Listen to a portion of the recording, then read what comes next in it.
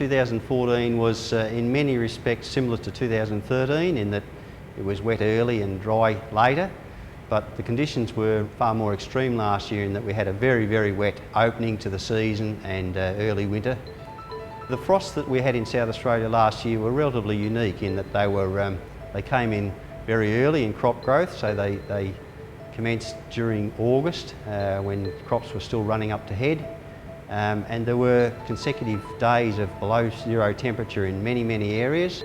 Barley is far more tolerant of frost, and we didn't see any of the barley sites lost to frost, and that was very encouraging. The leading varieties generally in terms of wheat were Trojan, which is a long reach plant breeding released variety, closely followed by an AGT variety, Korak. Those two varieties basically led across the state. We've seen Korak perform very well in the past 3 years, so it wasn't surprising that again it did well.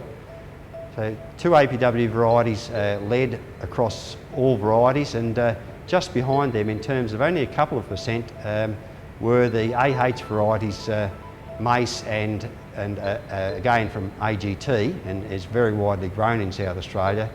And a new intergrain variety called Cosmic, which we've only seen in South Australia trials for a couple of years, and it performed extremely well.